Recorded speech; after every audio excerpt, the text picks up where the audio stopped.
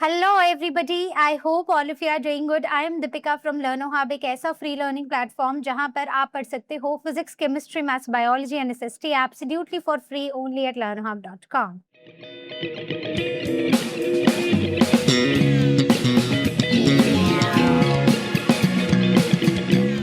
आज का हमारा सेशन प्रीवियस सेशन का ही कंटिन्यूएशन है, जहां पर हमारा सेट्स का सिर्फ एक टॉपिक बचा है, दैट इज वेन डायग्राम्स.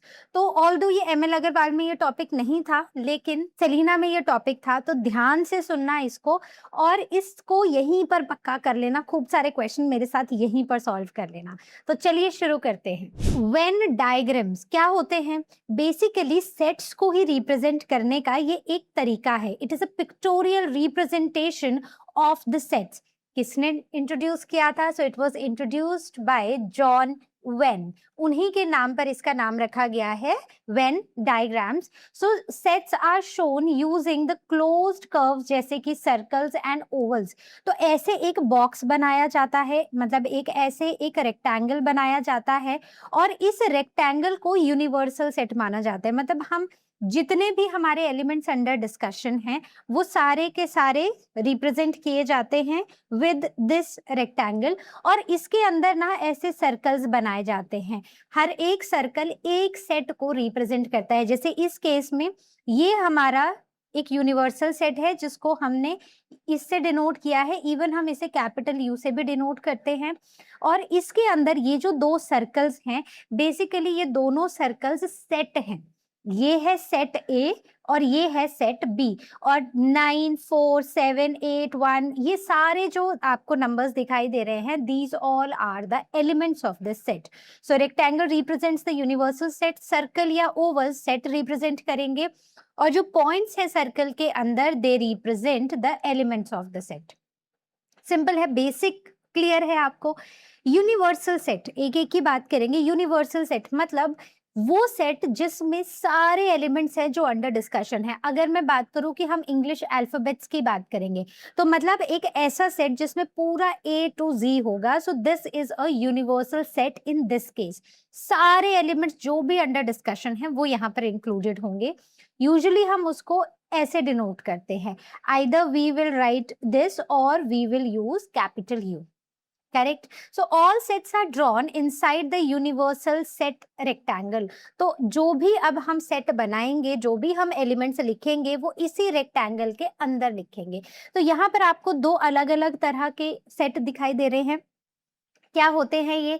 सबसे पहले डिसजॉइंट सेट. तो हमें पता है ना डिसजॉइंट का मतलब ऐसे सेट्स जिनमें ना कुछ भी कॉमन नहीं है. तो जब भी हमारे पास ऐसे सेट्स होते हैं जिनमें कुछ भी कॉमन नहीं होता है, उन्हें हम डिसजॉइंट सेट्स बुलाते हैं. और यहाँ पर सर्कल्स कभी भी ओवरलैप नहीं करते हैं. सर्कल्स क्या रिप्रेजेंट कर रहे हैं? सर्कल्स रिप्रेजेंट कर रहे हैं सेट, राइट? जैसे ये है सेट ए, ये है सेट बी. अगर इनके सर्कल्स आपस में ओवरलैप नहीं कर रहे, मतलब इनमें कुछ भी कॉमन नहीं है, दोनों सर्कल सेपरेट है, तो सेट ए और सेट बी सेपरेट है. ओवरलैपिंग या फिर डिसजॉइंट सेट्स. ओवरलैपिंग सेट्स मतलब the two sets are overlapping if they have some common element. चाहे एक ही कॉमन हो, बट कॉमन होना चाहिए, देन दे ओवरलैप. तो बेसिकली ये जो मिडल वाला पार्ट है ना, this belongs to both the sets. तो ट्रिक क्या है? ओवरलैपिंग का मतलब होता है एरिया की शेयरिंग.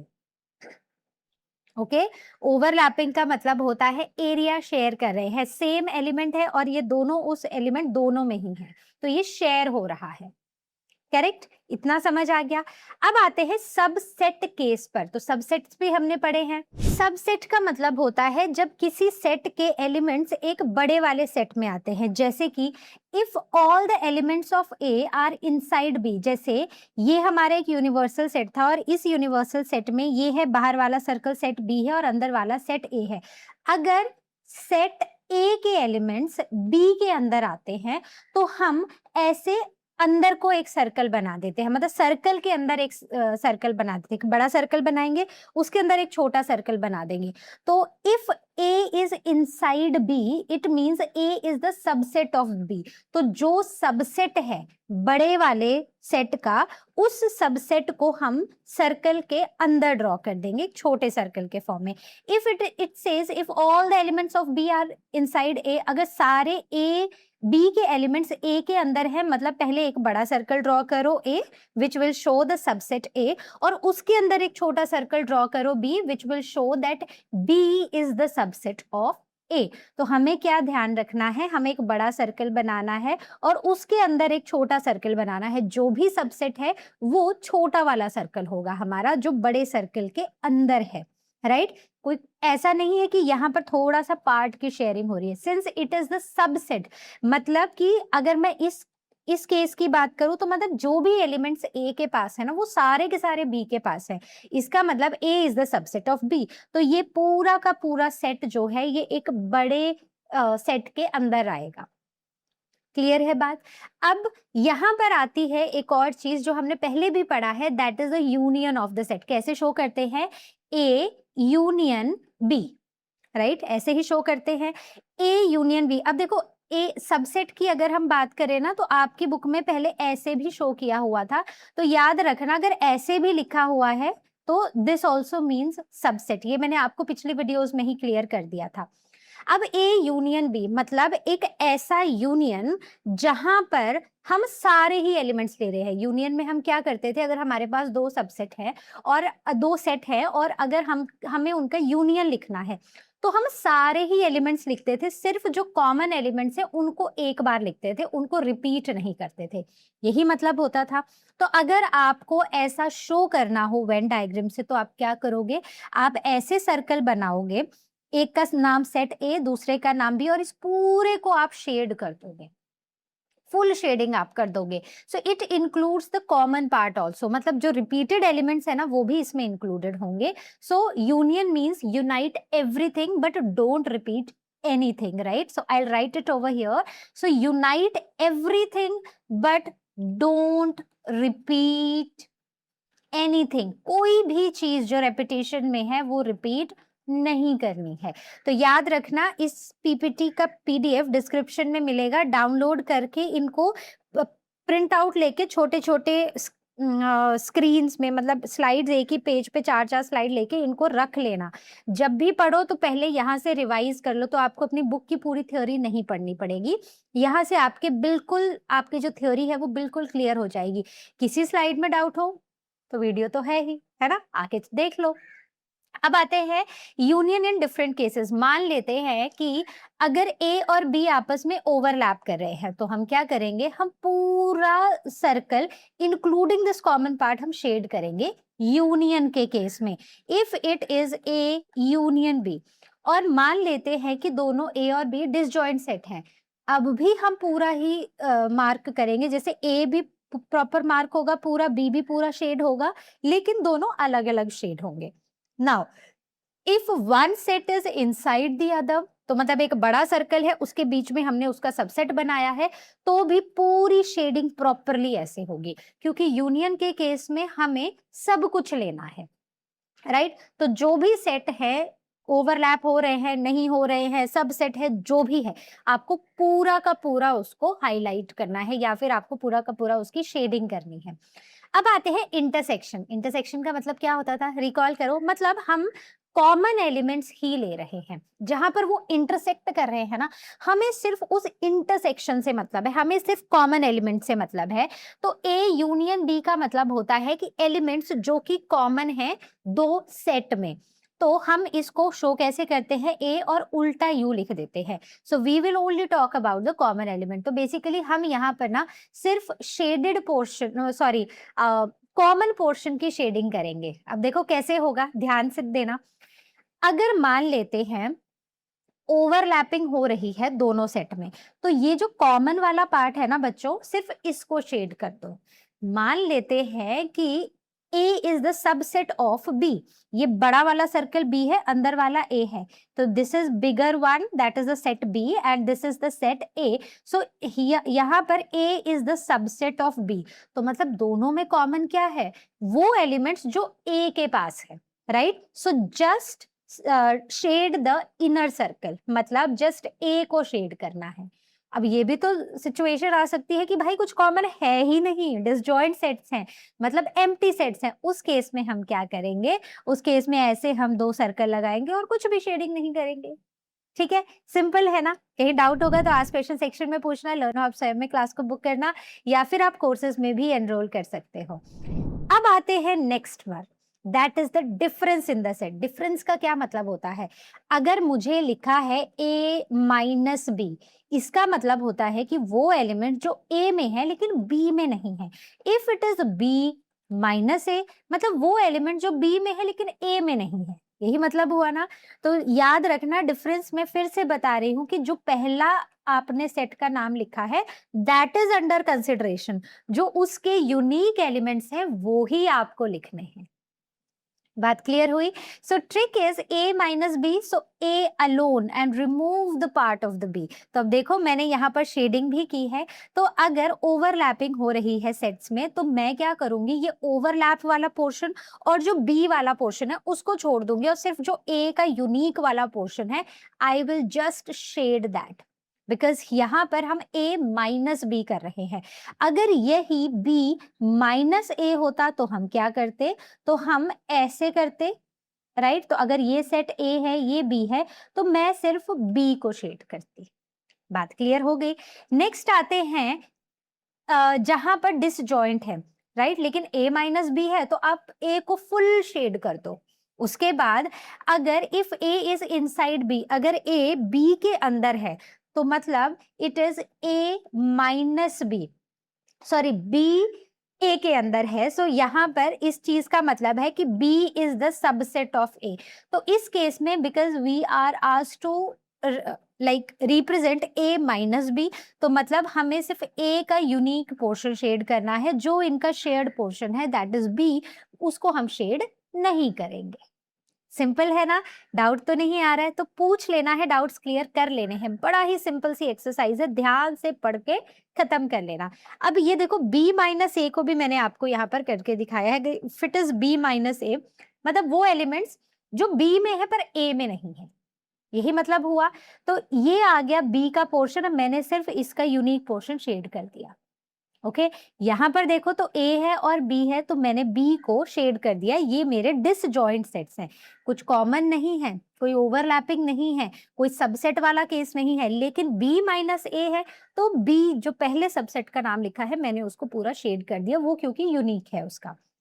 नेक्स्ट इज यहाँ पर sorry A is the subset of B, तो यहाँ पर because it is written B minus A, तो मैंने सिर्फ B को शेड कर दिया है, that's it।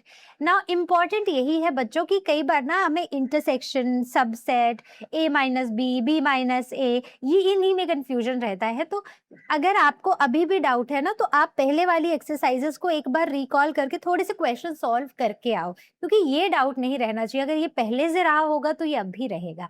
So A union B मतलब यूनियन, सब कुछ मिला दो। ए इंटरसेक्शन बी मतलब सिर्फ वो पार्ट जहां पर वो इंटरसेक्ट हो रहे हैं, जो कॉमन वाला पार्ट है सिर्फ वो हमें चाहिए। तो इसमें हम सिर्फ कॉमन एलिमेंट्स को लिखते हैं। नेक्स्ट ए माइनस बी मतलब only A but not b, b minus a मतलब only b but not a। so this is the full trick box for you, so just go through it, doubt होगा तो पूछ लेना। चलो exercise part start करते हैं। 6e question number 1, it says from the given diagram find a union b। तो यहाँ पर अगर आप देखोगे तो a क्या है, मैं यहाँ पर फर्स्ट पार्ट को सॉल्व कर रही हूँ। so just give me some space, yes। so यहाँ पर सबसे पहले मैं फर्स्ट पार्ट को सॉल्व करूंगी। तो first part says a union b, तो पहले मैं a लिखूंगी, यहाँ पर a यूनियन b है। तो a के एलिमेंट्स क्या है, so it is a d c e, यही है। मैं किसी भी ऑर्डर में लिखूं फर्क नहीं पड़ता, यूनियन करना है b के साथ, तो b का है c e b f। अब जब हम यूनियन कर रहे हैं तो एक बात हमें क्या याद रखनी है कि हम कहीं भी रेपिटेशन नहीं कर सकते। तो मुझे सारे एलिमेंट्स लिखने हैं बट मुझे रिपीट नहीं करना। तो a b c d e f, यही है ना, a b c d e f। हाँ, तो ये curly bracket. So this is my first part. चलो सेकंड पार्ट पर चलते हैं। तो second part is A complement B. तो ए कॉम्प्लीमेंट मतलब वो सारे एलिमेंट्स जो यूनिवर्सल सेट का पार्ट है बट ए का पार्ट नहीं है, राइट? यही मतलब होता है कॉम्प्लीमेंट का। तो इसमें बी आएगा, एफ आएगा, एच आएगा और जी आएगा। देखो यूनिवर्सल सेट ये पूरा रेक्टेंगल है, इसमें जी और एच भी यहाँ पर लिखे हुए हैं। सी और ई हम नहीं लिख सकते क्योंकि वो ए का भी पार्ट है, right? So this is A complement. A complement के एलिमेंट्स ये हैं। अब हमें बोला है बी, तो बी भी हमें पता ही है, राइट? तो what is B? B over here is B F C E, यही आया। तो हमसे पूछा A complement intersection B. Intersection मतलब हम सिर्फ कॉमन एलिमेंट्स को लिखेंगे। तो कॉमन एलिमेंट्स यहाँ पर क्या है? बी कॉमन है, एफ कॉमन है, देन बस बी और एफ ही कॉमन है। So we are done. Okay, समझ आया ना? अब देखो थर्ड पार्ट में आओ तो ए माइनस बी मतलब वो एलिमेंट्स जो ए में हैं बट बी में नहीं है, जो ए के यूनिक एलिमेंट्स हैं। तो इस ये भी हमारे लिए सिंपल है। It is A is equal to A minus B is equal to A D. Okay, fourth पर आते हैं तो it is B minus A. तो बी क्या होगा? वो एलिमेंट जो बी के कॉमन है, जो बी के यूनिक है बट ए में नहीं है, तो ये हो जाएगा B F. So we are done. Fifth part पर चलते हैं तो it says A union B और पूरा कॉम्प्लीमेंट मतलब इसका कॉम्प्लीमेंट। अब इसका मतलब क्या होता है? इसको हम ऐसे भी लिख सकते हैं कि ए डैश यूनियन बी डैश। तो बेसिकली अगर आप ऐसे भी लिखोगे तो भी ये चलेगा। इसमें हमें वो सारे एलिमेंट्स लिखने हैं। सबसे पहले ए डैश निकाल लेते हैं, मतलब वो एलिमेंट्स जो ए के हैं, ए के नहीं है, ठीक है, यूनिवर्सल सेट का पार्ट है। तो हम लिख देंगे यहाँ पर B F H G, right? फिर मैं लिख दूंगी, ये डी मॉर्गन्स लॉ है, रिकॉल कर लो। तो ये बी में वो एलिमेंट्स जो बी का कॉम्प्लीमेंट मतलब वो एलिमेंट जो बी के नहीं है, ए डी एच जी। अब अगर मैं इनका यूनियन लिखूं बच्चों तो मेरा यूनियन क्या आएगा? A union B complement. यहां पर मुझे वो एलिमेंट्स लिखने हैं जो ए और बी दोनों में ही नहीं है। तो कौन से नहीं है? एच और जी। मैं ये भी लिख सकती हूँ, अगर मैं ए यूनियन बी लिखूं तो ए यूनियन बी, हमें ये वाला स्टेप करने की जरूरत नहीं है यहाँ पर, ठीक है? तो मैं इसको हटा रही हूँ। इसका मतलब ये भी है कि मैं इसको ऐसे लिख देती हूँ कि ए यूनियन बी में निकाल लूंगी तो ए यूनियन बी में A B C D E F आएगा, राइट?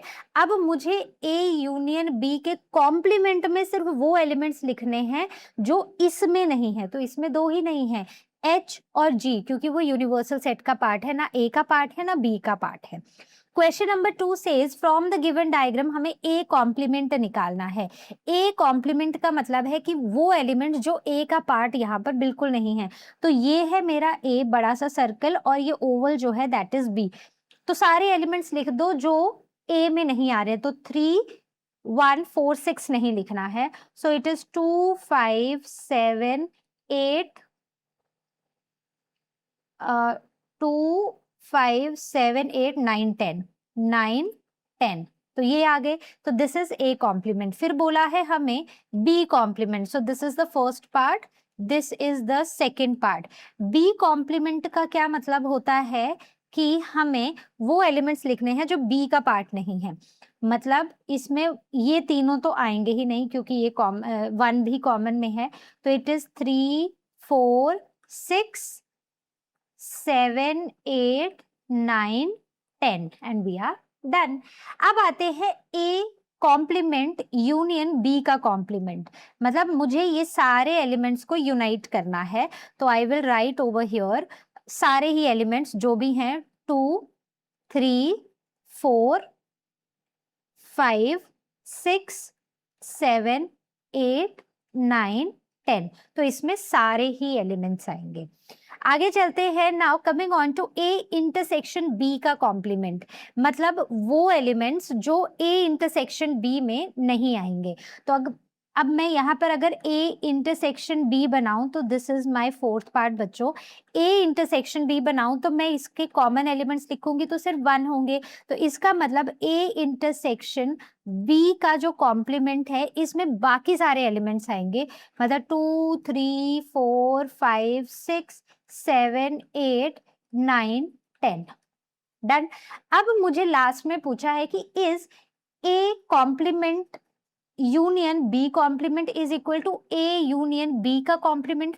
तो यहां पर this also, this is basically De Morgan's law जो हमने पढ़ा था। तो इसका मतलब यही है। अब अगर आप ए यूनियन बी कॉम्प्लीमेंट देखो और ए कॉम्प्लीमेंट बी कॉम्प्लीमेंट देखो तो ये भी वही एलिमेंट्स है और यहाँ भी वही एलिमेंट्स है, दोनों में ही 1 इंक्लूडेड नहीं है।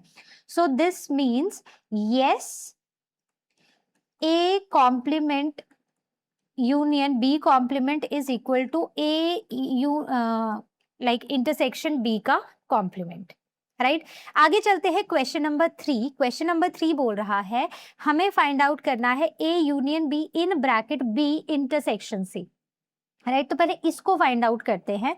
तो I will find it out B intersection C, मतलब इन दोनों के सिर्फ मुझे कॉमन एलिमेंट्स लिखने हैं, किसके, बी और सी के। तो ये वाला सर्कल सी है, ये वाला सर्कल बी है, ये वाला ए है।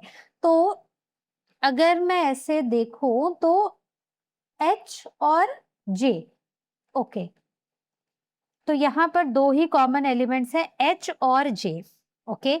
अब मैं लिखूंगी A union B intersection C, तो ए यूनियन, ठीक है। तो ए के जो एलिमेंट्स है, ए के एलिमेंट्स कौन कौन से हैं, A B C D I H G, right. और मुझे इसका यूनियन करना है इससे, विच इज एच और आई, राइट, एच और जे, सॉरी जे, नॉट आई, जे। अब यूनियन का मतलब है कि मुझे सारे ही एलिमेंट्स लिखने हैं, बस मुझे रिपीटेड वाले नहीं लिखने। तो मैं क्या लिखूंगी, A B C D I H G J, ठीक है, सही लिखे हैं मैंने, हाँ, ओके। तो this is the first part. Now coming on to our second part. Second part says कि हमें A B minus A minus C करना है। देखो B minus A minus C in bracket, तो सबसे पहले मैं ए माइनस सी निकालूंगी, मतलब वो सारे एलिमेंट जो ए के यूनिक है वो लिखूंगी। तो इसके जो यूनिक एलिमेंट्स हैं और जो सी में नहीं आ रहे हैं, that is A B C D G, ठीक है, जी यही आए, क्योंकि एच और आई जो है वो सी में आ रहे हैं, लेकिन डी और जी बी में आ रहे हैं, सी में नहीं। ए माइनस सी बोला है मुझे, राइट। तो ये हो गया। अब मुझे बोला है कि मुझे बी से ये सारे डिलीट करने हैं, तो मतलब मैं लिखूंगी B minus A minus C. इसका मतलब है बी के एलिमेंट्स हैं E F D G H J, इसमें से मुझे ये ऊपर वाला सब्ट्रैक्ट करना है। तो जब मैं इसको सब्ट्रैक्ट करूंगी तो बेसिकली मेरे पास क्या आएगा, तो अब मैं यहाँ पर वो एलिमेंट्स लिखूंगी जो सिर्फ और सिर्फ बी के पास हैं लेकिन ए माइनस सी के पास नहीं है, जिसमें आता है ई एफ एच और J. So this is our answer for the second part. Third part पे चलते हैं। It says A minus B, मतलब ए के यूनिक एलिमेंट्स जो बी में नहीं है। तो third one is A minus B, तो A is, it is A B C जो बी के पास नहीं है, राइट, एंड आई, डन। फिर आते हैं फोर्थ पार्ट पर। Fourth says A intersection B का कॉम्प्लीमेंट, मतलब ए के एलिमेंट्स लिखो A B C D G H I, ठीक है, A B C D G H I, okay. अब इसमें से मुझे बी का कॉम्प्लीमेंट माइनस करना है, मतलब बी का कॉम्प्लीमेंट लिखना है पहले मुझे, तो माइनस नहीं करना है, बी का कॉम्प्लीमेंट लिखना है। तो यहाँ पर बी का कॉम्प्लीमेंट क्या होगा, मतलब वो सारे एलिमेंट्स जो यूनिवर्सल सेट में हैं लेकिन वो बी में नहीं है, यही लिखना है। ओके, तो इसमें आ जाएगा ए बी सी। अब ये सारे एलिमेंट्स हमें नहीं लिखने हैं, then we will write I K L M P N, मतलब ये जो बाहर एलिमेंट्स आपको दिखाई दे रहे हैं ना, आपको ये भी लिखने हैं। तो कितने, 1 2 3 4 5 6 7 8 9, सो 1 2 3 4 5 6 7 8 9। हाँ ठीक है। अब मुझे बोला जाता है कि यूनियन निकालना, सॉरी इंटरसेक्शन, मतलब जो कॉमन एलिमेंट्स है अब सिर्फ वो लिखो। तो कॉमन इसमें है ए बी सी है, आई है, के एल एम पी एन, नहीं और कोई नहीं है, बस यही है।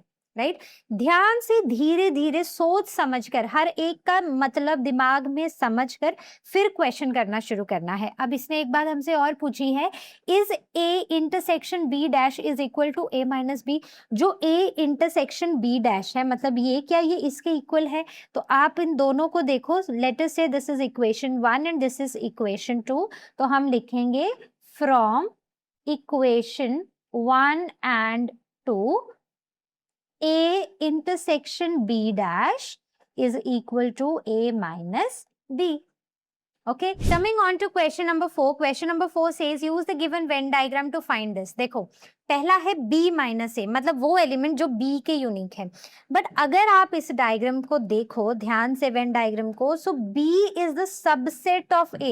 a ये बाहर वाला बड़ा सर्कल है और b ये अंदर वाला छोटा सर्कल है। मतलब if b is the subset of a, तो जो भी b के एलिमेंट्स हैं वो a में तो हैं ही। So this means this is an empty set. ऐसा कोई एलिमेंट नहीं है जो b में हो और a में ना हो।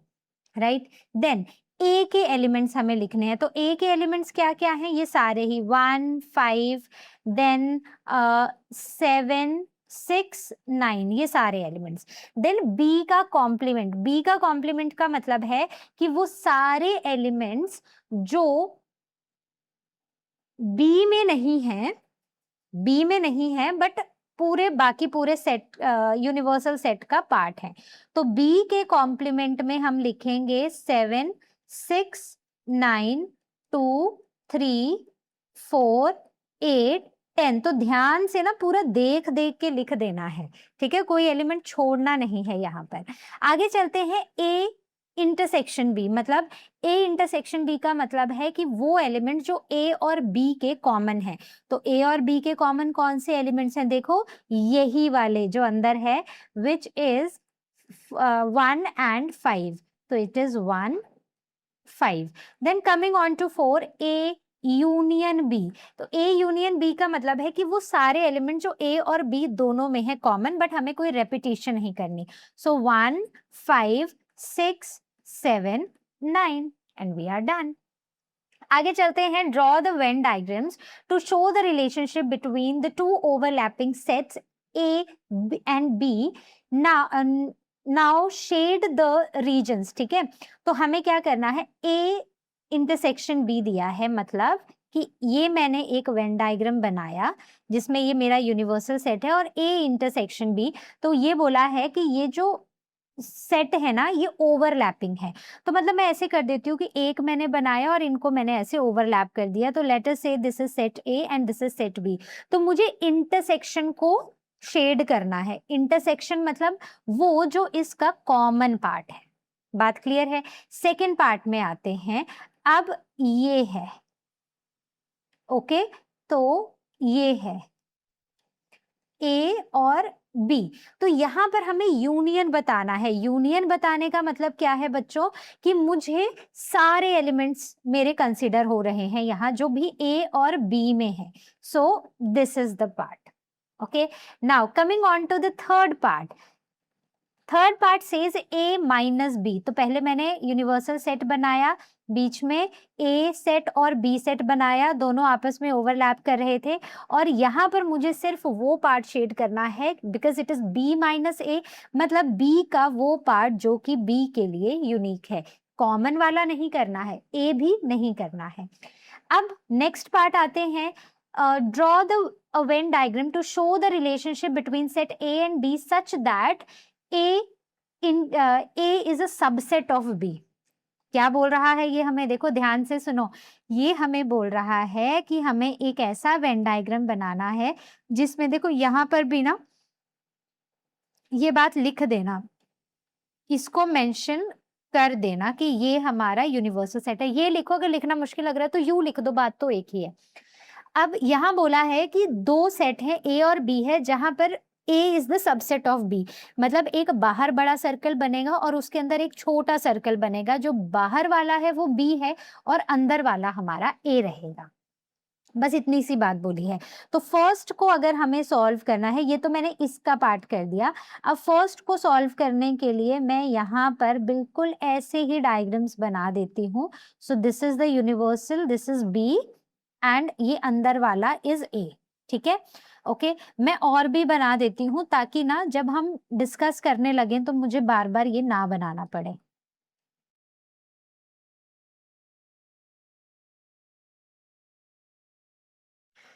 First is A union B, मतलब वो सारे एलिमेंट जो ए में भी हैं और बी में भी हैं, तो कौन से हैं, तो मुझे ये पूरा ही शेड करना पड़ेगा। तो मैं सारे एलिमेंट्स को कंसीडर करूंगी और सभी को लिखूंगी विदाउट रेपिटेशन।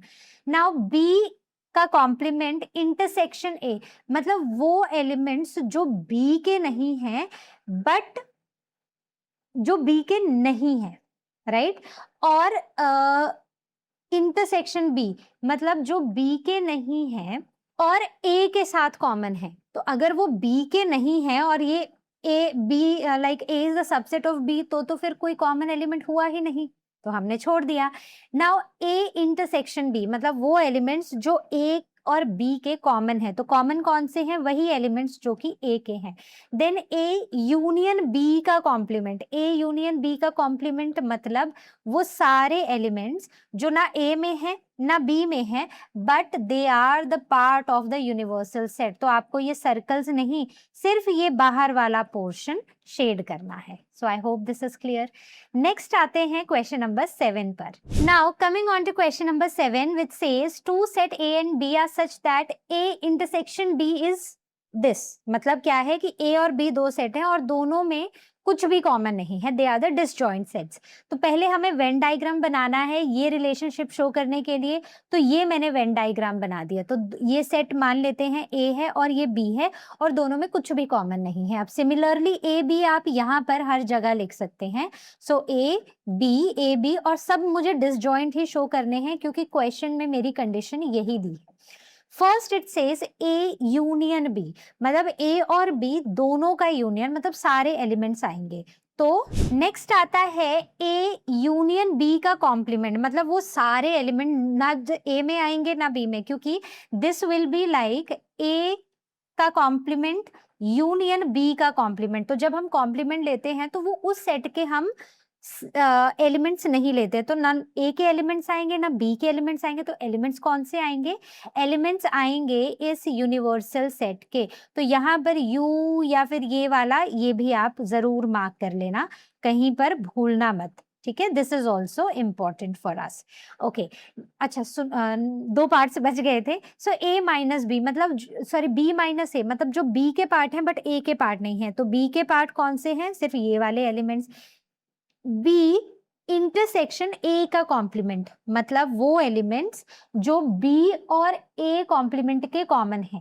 देखो बात समझो। सो बी इंटरसेक्शन ए का कॉम्प्लीमेंट, ए का कॉम्प्लीमेंट मतलब नॉट पार्ट ऑफ ए, और जो कॉमन हो, मतलब कौन से होंगे, यूनिवर्सल सेट में सारे एलिमेंट्स जो ए का पार्ट नहीं है। तो मतलब ये जो ए है ये शेड नहीं होगा, और इसके सिवा क्योंकि इंटरसेक्शन लिखा है तो मुझे यूनिवर्सल सेट में उनको मार्क करना है जो बी के साथ कॉमन है। तो बी के साथ कौन कॉमन है, बी के साथ तो बी ही कॉमन है, बाकी तो कॉमन है नहीं।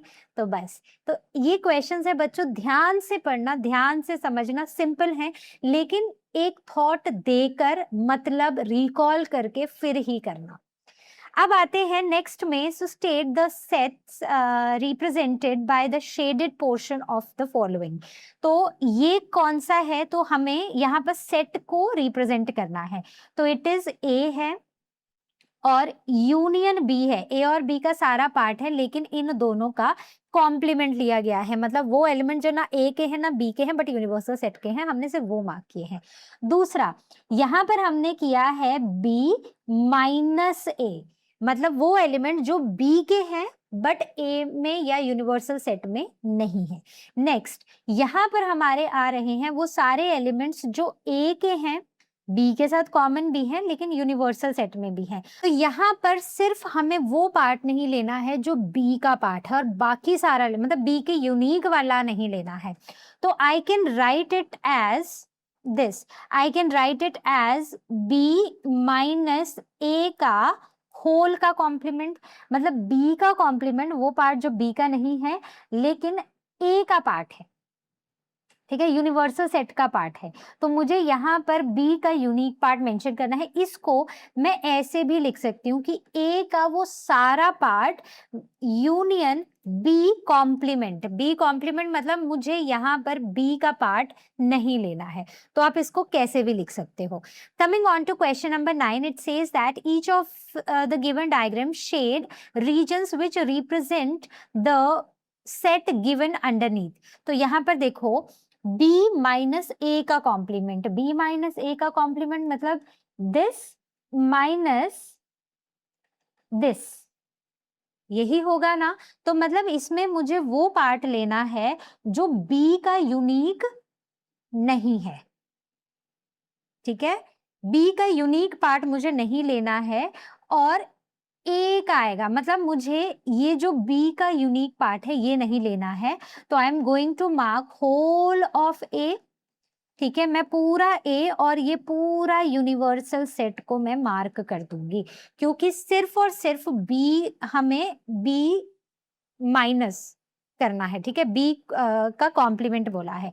देन ए यूनियन बी का कॉम्प्लीमेंट, मतलब कि हमें कॉमन पार्ट, मतलब अगर मैं ए यूनियन बी का मतलब देखूं बच्चों तो क्या होता है, मतलब ए और बी का कॉमन पार्ट जो कि ये आना था, राइट, यही आना था ए और बी का कॉमन पार्ट, बट मुझे ये नहीं लेना, इसके सिवा जो बचा है ना वो सब कुछ लेना है, ठीक है। तो अब आपको थोड़ा इजी लगा ये समझना, मतलब मुझे ये सारा पार्ट लेना है, ये सारा पार्ट लेना है, ये देखो, बस ये जो कॉमन है ना ये नहीं लेना।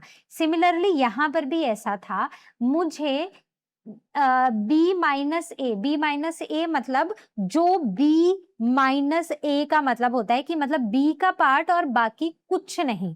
तो यहाँ पर मुझे क्या करना है, जब भी कॉम्प्लीमेंट आता है तो मैं पूरा यूनिवर्सल सेट कंसीडर करूंगी। तो जो इसका मतलब है ना बिल्कुल इसका उल्टा काम करना है। इसका मतलब ये है कि सिर्फ बी वाले पोर्शन को, यूनिक पोर्शन को शेड करो, और जब बी माइनस ए का कॉम्प्लीमेंट आ गया, मतलब होल का कॉम्प्लीमेंट आ गया विच इज दिस, इसका मतलब कि ये जो बी का यूनिक था ना इसको छोड़ दो और बाकी सब कुछ कर दो शेड, ठीक है, बात समझ आई। अब देखो P union Q, P union Q का मतलब है सिर्फ P यूनियन Q की अगर मैं बात करूं तो मतलब वो सारा पोर्शन P और Q का जो कॉमन है या फिर यूनिक है तो मैं इस पूरे को शेड कर देती, बट क्योंकि बाहर कॉम्प्लीमेंट साइन दिया गया है तो जो ए यूनियन बी क्यू का, पी यूनियन क्यू का मतलब है वो नहीं करूंगी, उससे जो बचा हुआ है वो सारा कर दूंगी। तो I will mark rest of the portion जो पी और क्यू में नहीं है, इसके बाहर बाहर वाला, ठीक है। आगे चलते हैं, question number 10 says from the given diagram find A union B minus C. तो सबसे पहले मुझे यहाँ पर निकालना है फर्स्ट पार्ट में ए यूनियन बी। तो ए यूनियन बी का मतलब है कि ए और बी का सब कुछ, तो A B C D E G, right, तो ये नीचे वाला circle is the set B, okay. अब मुझे यहाँ पर बोला है ए यूनियन बी से माइनस सी, इसका मतलब है कि वो सारा पोर्शन जो ए यूनियन बी का यूनिक है बट वो सी के साथ मैच नहीं कर रहा, it is the same thing B minus A, वो सारे एलिमेंट्स जो बी में हैं लेकिन ए में नहीं है, बी के यूनिक एलिमेंट्स, सिर्फ और सिर्फ यूनिक एलिमेंट्स। तो यहाँ भी ए यूनियन बी के यूनिक एलिमेंट्स में लिखूंगी। तो अब मैं यहाँ देखूं तो बी सी और ई सी में भी आ रहे हैं, तो I will just write A D G, right. Okay, so now the second part, यहाँ पर लिख रही हूं मैं second part, B minus A union C. Okay, B का पोर्शन क्या है, तो बी में आते हैं C D E G, right. A union C का मतलब है ए इंटरसेक्शन सी, तो जो ए और सी का कॉमन पार्ट है, तो ए और सी में बी और सी कॉमन है सिर्फ, ठीक है, ए और सी का इंटरसेक्शन। अब मुझे यहाँ से सिर्फ वो पार्ट लेना है जो बी का कॉमन है, मतलब बी का यूनिक है। तो अब देखो इन दोनों को, तो सी यूनिक नहीं है, डी यूनिक है, ई यूनिक है, एंड इवन जी भी यूनिक है। So I am done. Next आते हैं थर्ड पार्ट में। थर्ड पार्ट मुझे क्या बोल रहा है, third part says B intersection C. चलो बी इंटरसेक्शन सी यहाँ पर निकालते हैं, इन दोनों का जो कॉमन पोर्शन है वो निकालेंगे। तो कॉमन है सी और ई, तो मैंने लिख दिया सी और ई, राइट। अब निकालना है मुझे इसका यूनियन ए के साथ। So B intersection C union A, तो ये है सी ई, यूनियन निकालना है ए के साथ, तो ए के पार्ट है ए बी सी डी। अब देखो यूनियन का मतलब है कि मुझे सारे एलिमेंट्स लिखने हैं और कोई भी रिपीट नहीं करना है। A B C D E, right, and I am done. अब मुझे वेरीफाई करना है कि A minus B intersection C is equal to A minus B union A minus C. अब इसमें क्या करो, let us first take left hand side, that is A minus B intersection C. तो मुझे बी इंटरसेक्शन सी निकालती हूं मैं पहले, B wait B intersection C, ठीक है, बी इंटरसेक्शन सी, तो मतलब जो बी और सी के कॉमन है, तो that is just C and E, C और ई है, राइट। अब मुझे इसको A minus B intersection C करना है, तो इसका मतलब हो गया कि ए के क्या क्या एलिमेंट्स हैं, मतलब ए के जो पार्ट्स हैं वो क्या क्या हैं।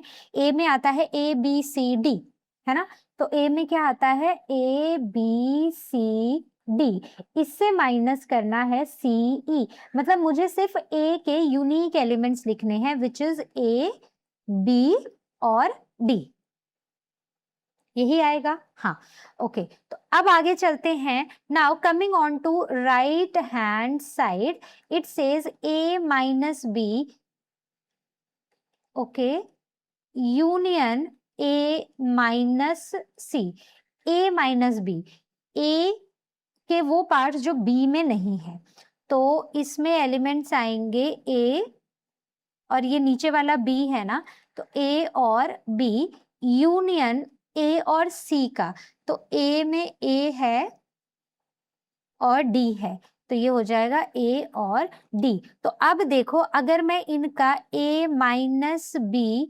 यूनियन ए माइनस सी करती हूँ, तो मुझे सारे कॉमन एलिमेंट्स लिखने हैं B और D.